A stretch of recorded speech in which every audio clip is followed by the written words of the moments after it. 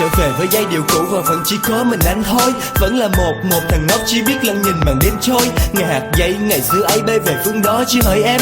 Bỏ lại đây bầu trời khoảnh lặng cùng giọt nước mắt đã lấm lem. Anh không phải là kẻ tình xưa, chỉ là thằng ngốc khi đã yêu. Anh không phải là lãng tử, chỉ mong trái tim ai sẽ hiểu. Vì đơn giản nhịp bắt vang lên là cảm xúc nó lại tràn về. Tay cầm bút lại viết gì đây, viết về em khi anh không thể. Anh chỉ mong là cơn gió thổi mạnh trong đêm nay, để bình minh lúc em thức dậy sẽ thấy hạt giấy trong sương mai. Thì lúc đó em mới nhớ một điều là không còn anh ở bên cạnh, sẽ không ai lo lắng cho em, chăm sóc cho em trong từng đêm lạnh. Không còn như là lúc trước phân công trường người đón người đưa, và không ai sẽ lau nước mắt vô về cho em như là ngày xưa. Chỉ còn đó ngàn con hạt giấy chắp cánh cho em bay vào tương lai, vì nơi đó có người thay anh cùng em đi hết quãng đường dài. Từ ngày mai đường ai nấy bước, nếu biết chúng ta không yêu rồi thì hôm nay chớ đâu buồn xin mình em.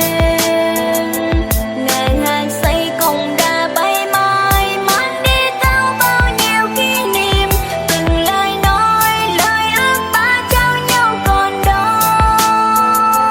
Nhìn lên cao hỏi vì sao ngàn hạt giấy đã mang đi người, để lại đây nhớ bóng hình không thể xóa.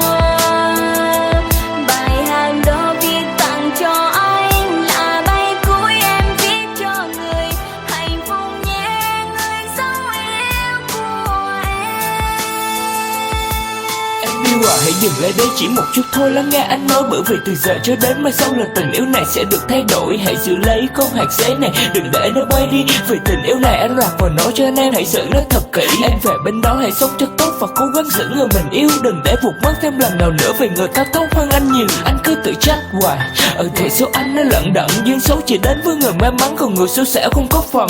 Anh đã viết thật nhiều những bài hát dành cho em, lẫn trong bài hát vẫn còn đâu đó những giọt nước mắt anh đến kèm. Và chắc anh là cái luyện tình, anh đã yêu em trong lặng thinh. Anh đã cố gắng hết sức nhưng mà vẫn không tin được ở chính mình. Để rồi một ngày nào đó có một người lạ ngang qua, và rồi họ đã cướp mất tình yêu của anh. Chỉ biết nói là thôi tạm biệt em, người anh yêu nhất trên đời. Dẫu mà mai này nếu có gặp nhau xin hãy chào nhau từ một ngày mai lời. đường ai nấy bước, nếu biết chúng ta không yêu rồi thì hôm nay chớ đâu buồn xin mình em.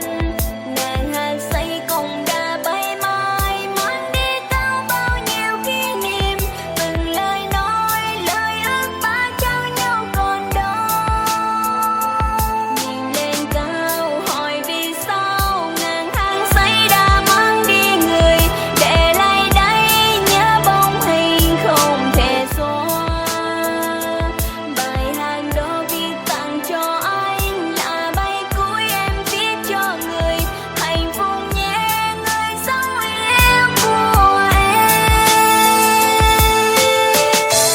Hỏi vì sao ngàn hạt giấy đã mang đi người, để lại đây nhớ bóng hình không thể xóa.